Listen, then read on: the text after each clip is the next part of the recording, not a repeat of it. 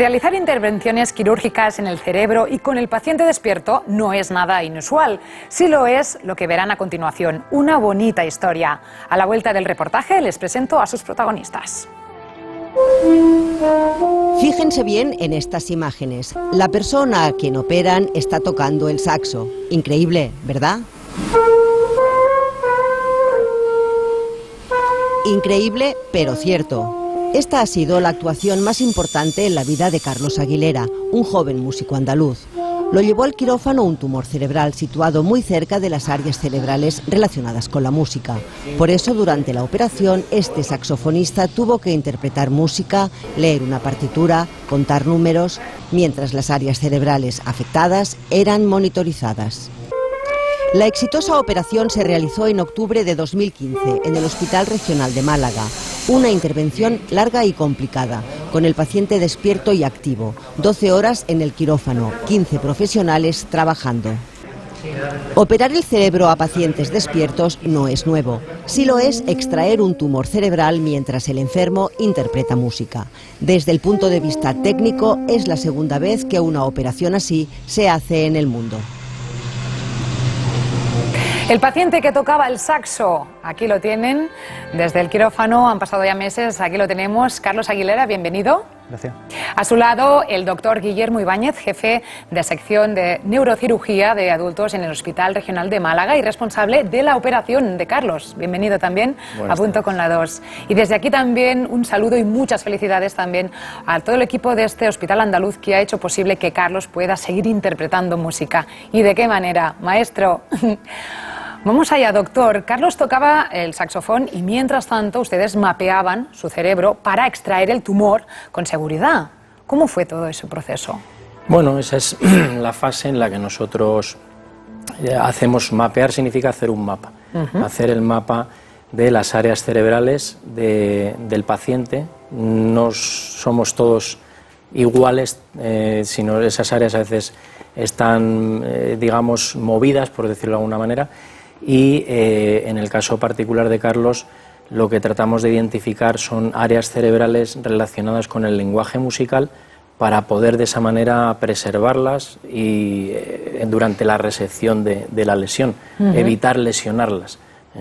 En el caso de lesiones en el lado izquierdo, que es donde reside el área del lenguaje, y concretamente en el caso de Carlos, que es un músico que ha estudiado música desde antes de los 9-12 años de edad, esos conceptos musicales se fijan más en el lado izquierdo. Por eso necesitábamos que estuviera pues leyendo partituras, que estuviera tocando el saxofón para poder identificar esas áreas y dejarlas bien. Que estuviera activo, en proceso. Doctor, en el Hospital Regional de Málaga tienen experiencia en operaciones cerebrales con el paciente despierto. Ya las tienen, ha habido otros casos. Pero Carlos es muy singular, tanto por la operación en sí como también por su personalidad. Como paciente, ¿buen paciente? Sí, sin duda ninguna. Realmente, bueno, a nadie se le escapa que para someterse a una operación de esta índole, pues necesitas tener una templanza importante, ¿no? Ha habido pacientes que no hemos podido ni siquiera ofrecerles esta posibilidad, pues por ser excesivamente nerviosos, o incluso pacientes que durante la propia intervención despiertos pues se han desorientado, en fin, no han llegado a concluir del todo la operación en esas condiciones, ¿no? En el caso de Carlos, la verdad es que demostró una templanza extraordinaria, fuera de lo común, y que le llevó pues a estar a tono durante toda la cirugía. Pero doctor, confiésenos, ¿desafinó un poco mientras tocaba? Pues únicamente desafinó cuando nosotros estimulamos la corteza auditiva primaria, que lo que provocamos es que él no se escuchara y ese circuito que todo músico ejecuta tocando, es decir, estás tocando y te estás escuchando a la vez, y esas áreas cerebrales se están comunicando para poder seguir tocando en condiciones. Al nosotros bloquear ese estímulo es el único momento en que desafinó y lo escuchamos todos claramente. Ahí fue cuando identificamos el área auditiva primaria, que era fundamental preservarla en el caso de Carlos. Y Carlos, ¿tú cómo te sentiste durante la operación? En algunas declaraciones en rueda de prensa dijiste, como estirado en la playa, pero realmente estabas muy ocupado. Pues sí, pero en esos momentos me lo tomaba lo más tranquilo posible, ¿no? Porque tampoco sabía exactamente lo que estaban haciendo, que no me enteré precisamente cuando después me pasaron imágenes, vídeos de la operación. Pero yo me lo tomaba a lo mejor. Prácticamente también estaba rodeado de muchas personas, pero en ese momento solo veía a la persona que tenía delante y por lo menos una forma de dar la mayor tranquilidad tanto al que estaba ahí y yo tomármelo siempre lo mejor posible. Esa semana, ese día que supiste que te debían realizar esa intervención, tú venías de 2 bolos muy importantes, banda, orquesta, ese era el momento de tu mejor concierto, ¿verdad? Exactamente. Por una parte, hubo una parte en que me dolía un poco, ¿no? El hacerme, digamos, adaptarme a esas historias que me contaron, ¿no? Pero por una parte ya descubrí lo que realmente tenía y lo agradecí por eso. Prefería que ahí se acabara todo lo que se pudiera, porque ahora sigo aún de tratamiento, como ya se ve perfectamente, ¿no? Pero en ese momento me tranquilizó bastante, por lo menos que se empezara ya a quitar lo que no debería estar ahí. Estas imágenes que van a ver a continuación las acaba de traer Carlos y son de un ensayo reciente de la Banda Municipal de Música de Málaga, donde pues actualmente lo tenemos en plena acción trabajando.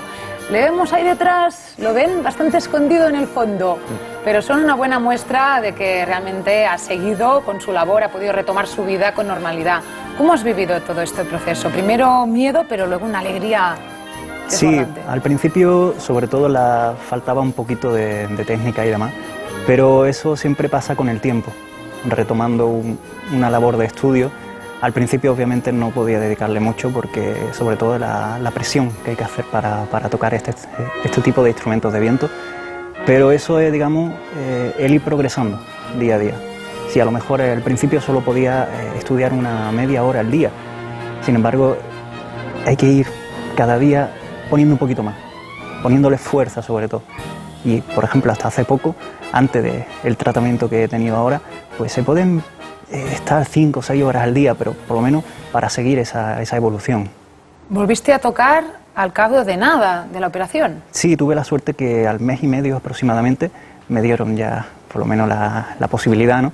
Y a los 2 meses fue cuando salió a la luz todo este proceso que se había dado. Y eso es que, doctor, tenía una serie de problemática en cuanto a movilidad, sí. El brazo derecho, pequeña, bueno, pero había. Realmente, una de las cosas que a las 48 horas de la intervención, Carlos se quedó sin habla, debido a las pequeñas crisis de epilepsia que ocurre cuando se manipula el cerebro. Y después la inflamación que viene después, como en cualquier otra parte. Si a uno le operan del tobillo, pues es cuando pasan varias horas o días cuando más se inflama, ¿no? Y él llegó a quedarse sin habla completamente, es decir, luego tuvo que ir sabíamos que esas áreas estaban ahí respetadas, pero estaban, digamos, atontadas, ¿no? Por decirlo de alguna manera. Y luego él tuvo que trabajar con la logopedia, etcétera, y bueno, pues hasta el momento actual, ¿no? Y realmente... una de las cosas, lo ha comentado Carlos ahora, una de las cosas que nos preocupaba en cierta manera es precisamente a la hora de soplar el instrumento, si nosotros íbamos a notar, me lo han preguntado muchos compañeros de oficio, ¿notasteis la presión dentro de la cabeza? Si en fin, esas maniobras de presión se notan en la cabeza, pero él tiene una técnica tan depurada que nosotros no notamos absolutamente nada, es decir, no se notó. Queremos saber este secreto. Carlos, ¿cómo te lo haces? Muchos años de estudio. Muchos años, tiene un gran bagaje, estudió de pequeño, eso que le quedó, ¿no?, también en su cerebro, en su memoria. Entonces, ¿retomas cualquier partitura? ¿Te acuerdas precisamente de cada nota? Sí, tuve la suerte de poder retomarlo desde un principio y por ahora no tengo ningún problema. Se nota simplemente algunos problemas técnicos, pero lo que se suele notar cuando se deja un poquito de estudiar, y sobre todo en esos hábitos que tuve que sufrir durante ese mes y medio, 2 meses. Exacto, pero ahora estás aquí en directo, que agradecemos también que nos contéis este caso. Es curioso saber que el cerebro no duele, ¿verdad, doctor? Por eso se puede operar a pacientes despiertos. Sí, efectivamente. La cirugía en paciente despierto no es algo nuevo, es algo que tiene mucho tiempo. De hecho, a principios del siglo XX,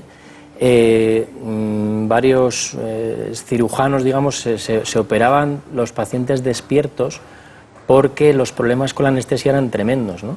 Y de ahí viene precisamente todo lo que sabemos hoy en día de esas áreas cerebrales, ¿no? Precisamente de esos comienzos, ¿no?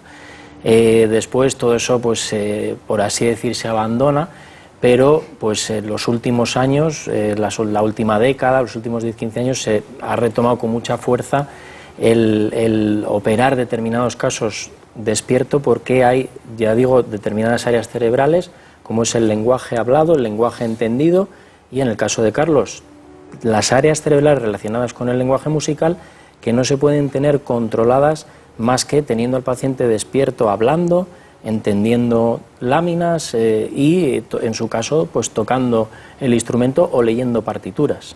Entonces, para todo este gran equipo que estaba en la operación de Carlos, ha sido un gran reto. Sí, nosotros la verdad es que teníamos la suficiente experiencia como para poder ponernos a la altura de lo que necesitaba nuestro paciente. Y, en fin, no es una casualidad, ¿no?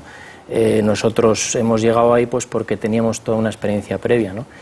Y sin duda pues yo soy un poco la cabeza visible de todo un equipo, no solo el equipo que hay dentro de quirófano, sino el equipo que hay fuera, los cuidados que necesitó Carlos de enfermería en la planta, pues fueron muy importantes, y nuestras enfermeras de planta tienen una experiencia impresionante y los llevan en palmitas, vamos.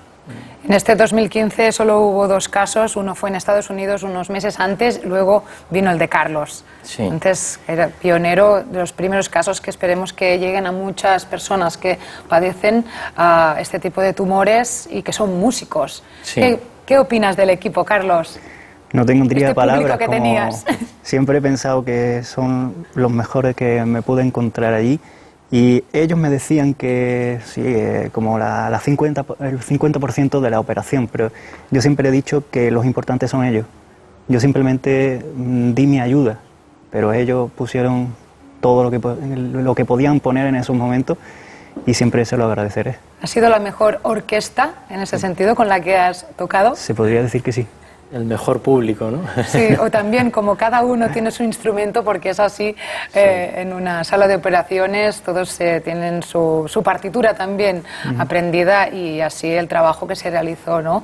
Y aquí lo vemos. Por cierto, sonó jazz, una balada tranquila, mejor que un tema movidito, ¿no? Sí, por lo menos para poner el trabajo un poquito más ¿Cuál llevadero. fue? Una obra que se llama Misty. Misty. ¿Y por qué esta? Pues concretamente porque, como digamos, la parte clásica de la música la tenía ya, bueno, superada, aunque se puede seguir aprendiendo siempre. Me adentré un poco en el mundo del jazz, lo que pasa que precisamente también lo tuve que dejar porque prácticamente con la serie de Mareo, precisamente Ataque y demás, no podía llevar muchas cosas adelante. Y, digamos, me lo planteé como un reto y como un recuerdo de lo que había intentado aprender. Y ya, bueno, algún día me adentraré de nuevo. Y esa obra, pues para mí marca el primer reto, y la tenía como un gran recuerdo de eso. ¿Cuántos años tienes ahora, Carlos? 27. 27, por muchos años tocando de esta manera y siendo el ejemplo que ha sido para todo este equipo de doctores y para todos nosotros. Muchísimas gracias a Carlos Aguilera y Guillermo Ibáñez por esta gran historia, con este final feliz, y gracias por estar a punto con la 2. Muchas gracias.